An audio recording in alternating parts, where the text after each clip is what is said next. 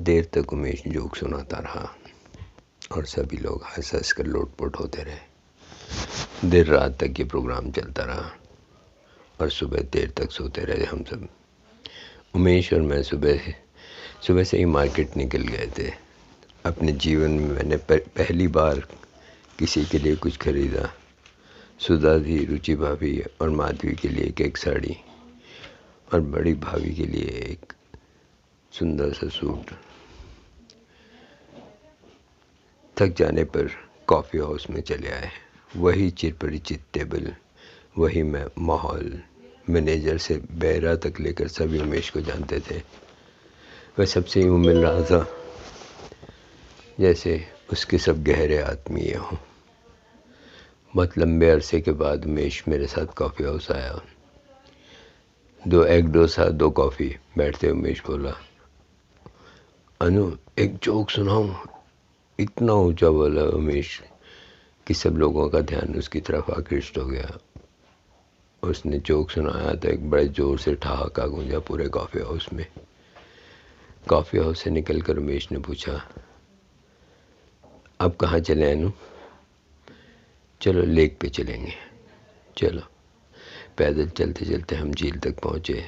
सुनहली धूप से झील का हल्का नीले रंग का पानी चमक रहा था। मंद मंद हवा चल रही थी। झील में पानी की लहरें हल्की हल्के उठती, किनारों तक पहुँचती और छप छप करती लौट जाती। मैंने मुट्ठी में कंकड़ भर लिए थे और एक एक कर पानी में फेंकता रहा। दायरे बनते, उनके आकार बड़े होते और बड़े होते चले जाते और फिर दायरे अपनी सीमाओं को तोड़कर ख़त्म हो जाते। क्या सोच रहा है अनु? उमेश। मैं कुछ बोलना ही चाहता था, अचानक एक आवाज़ सुनाई दी। अरे डॉक्टर मियाँ, आदाब। खान की आवाज़ सुनाई पड़ी। खान भाई, आप कैसे हैं? अरे मियाँ, आज तो बड़ी मुद्दत के बाद दिखाई पड़े हो, शायद बरसों बाद। कहाँ रहे इतने दिन? खान भाई, मान गए तुम्हारे यार को, हम कामयाब हो गए। खूब, बहुत खूब। मैंने कहता था वो ख्याली है ख्यालात समझने वाला, तुझसे बेहतर तेरे हालात समझने वाला। हाँ खान भाई, मान गए। मियाँ डॉक्टर, इनका तारुफ नहीं कराया तुमने? खान का इशारा उमेश की तरफ था। खान भाई ये भी डॉक्टर हैं, मगर हमारी तरह के नहीं, किताबी डॉक्टर हैं और मेरे बड़े अजीज़ दोस्त हैं उमेश। उमेश, ये हमारे खान भाई हैं जिनका अता पता हमें भी नहीं मालूम। बस हम इतना जानते हैं कि बांसुरी के बादशाह हैं। भाई वाह, ये खूब रही। खान भाई, हो जाए। हमारे तो कान तरस गए बरसों से। और फिर खान बांसुरी बजाने लगा और दर्द सा गूंजने लगा हर तरफ। खान इतना तन्मय था कि उसे खबर तक नहीं थी कि उसके इर्द गिर्द क्या हो रहा है। मैं तो सोचते सोचते खो गया यादों की वादियों में, कल्पनाओं की भीड़ में। खान भाई, गजब, क्या बांसुरी बजाई आपने। उमेश की आवाज़ भीग गई थी। सुनो खान भाई, मैं नहीं जानता आप कौन हैं, क्या हैं, क्यों हैं, मगर मुझे आपसे एक बहुत गहरा लगाव है। देखिए 2 दिन के बाद मेरे यहाँ एक पार्टी है। वादा करो खान भाई, आप ज़रूर आएंगे। अरे मुझे मत घसीटो इन सब में डॉक्टर। देखो खान भाई, मेरी बात नहीं मानेंगे तो मैं दीदी से बोलूँगा और दीदी गुस्सा होंगी। अरे अरे, डॉक्टर बहन को नाराज़ नहीं करेगा। खान, बोलो किस वक्त आना है? परसों शाम को। और मैंने अपना पता लिखकर उनके हाथ में थमा दिया। जाने तुम्हारी आंखों में क्या है डॉक्टर,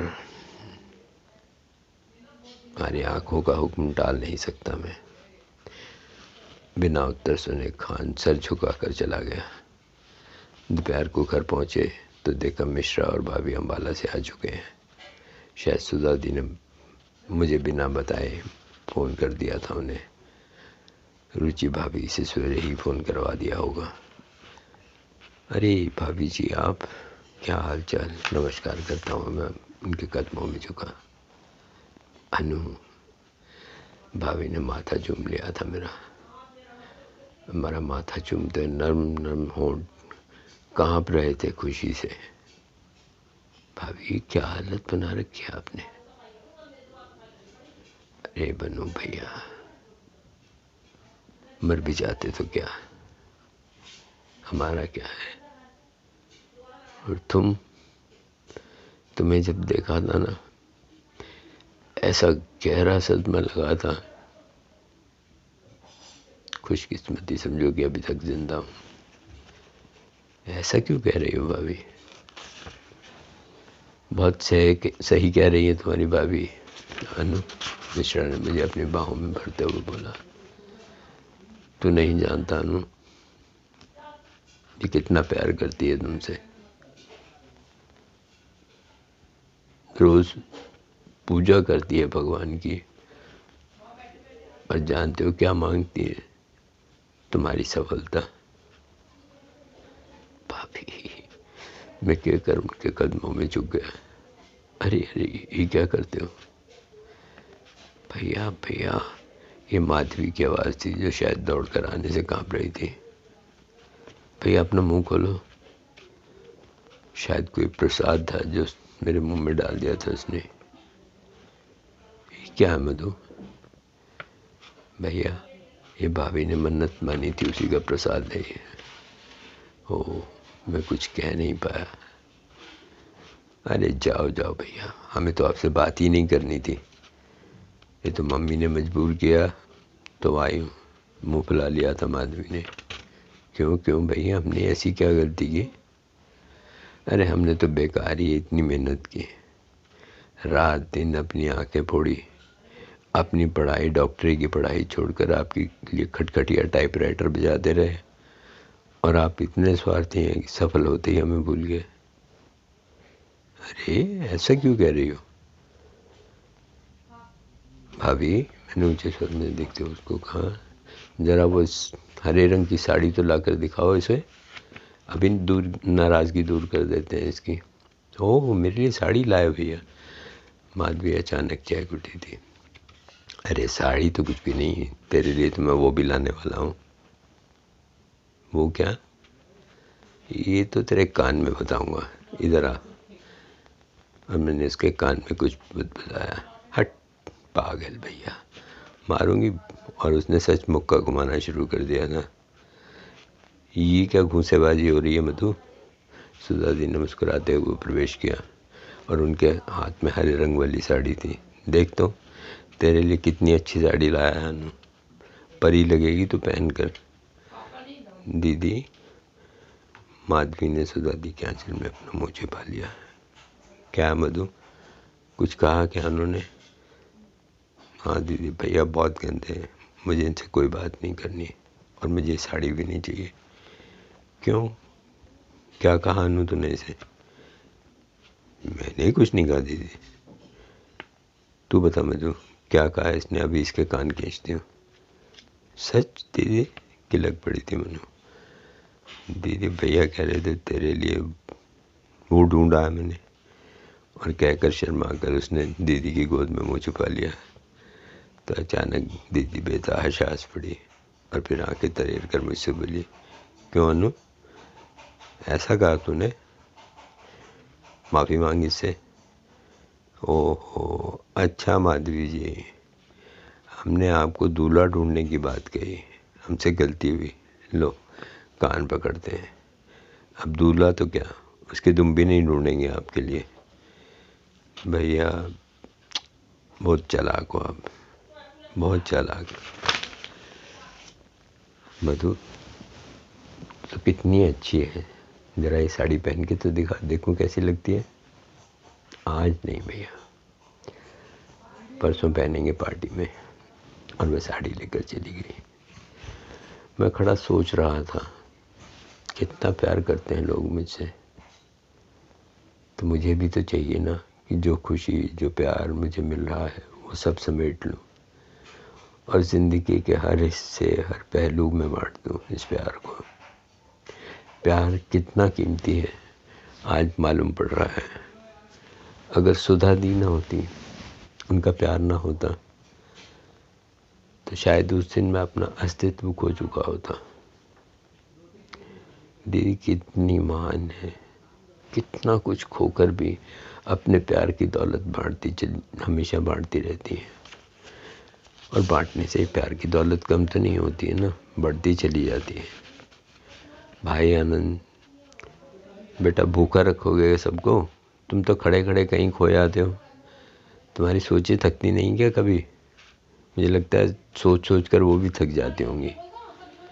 पॉल आंटी ने मेरे सर पे ममता भरा हाथ रखा।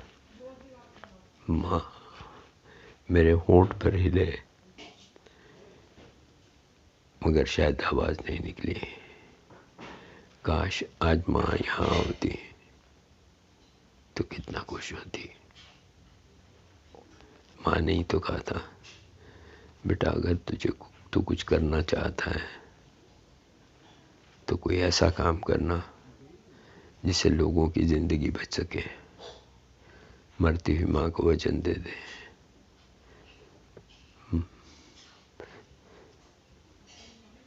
माँ की आंखों में पीड़ा का तूफान था। माँ, मैं इतना ही कह सका था। मुझे इस तरह गुमसुम देखकर दीदी घबरा गई। क्या हुआ अनु? दीदी अचानक माँ सामने आ खड़ी हुई थी।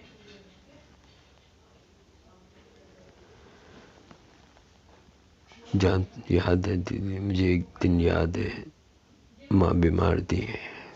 मैं डॉक्टर के पास उसे दिखाने लेकर गया था। तब मेरे पास पैसे भी नहीं थे। तब माँ ने मुझसे कहा था, ज़िंदगी में मरीजों के लिए कुछ करना। अचानक मेरी निगाहें उठी, देखा सब चेहरे उदास हो गए। मुझे खुद पर गुस्सा आ गया, कितना भावुक हूँ मैं। सब लोग मेरी खुशी में शामिल होने आए हैं और मैं पागल। मुझे तो खुश होना चाहिए। कितना चाहते हैं सब लोग मुझे। सुधा दी, उमेश, रुचि भाभी, मिश्रा भाभी, अनिल, जो मेरे बिना पल भर को भी नहीं जी सकते। पॉल अंकल, जिन्होंने पिता से भी बढ़कर प्यार दिया है। पॉल आंटी, जिनका स्पर्श ही इतना ममत्व भरा होता है कि माँ का शीतल स्पर्श मालूम होता है। मधु, जो बिल्कुल बेटी की तरह, बहन की तरह हमेशा मुझसे स्नेह रखती है। शरद, जो हर मुसीबत में प्रकाश स्तंभ बनकर मेरे सम्मुख खड़ा होता है। और मैं बेवकूफ़, निहायत घटिया किस्म का इंसान, इतना सब होते हुए भी किन मृग तृष्णाओं के पीछे भागता हूँ। और ये जानता भी हूँ कि मृग तृष्णा वो मंत्रा है जो ज़िंदगी के साथ कहीं समझौता नहीं होने देती। तभी उमेश शायद बाज़ार से कुछ लेकर लौटा था। हम सबको चुप और संजीदा देखकर गंभीरता से बोला, अरे मैं तो आ गया हूँ अनु, सही सलामत। और तुम लोग मेरा मातम बना रहे थे क्या? देखो मैं सही सलामत हूँ। मैं बोले जा रहा था, सुधा दी ने लपक कर उसके मुंह पर हाथ रख दिया। शायद दीदी को डर रहा होगा कि उमेश की बातें मेरे जख्म न कुरेद दें।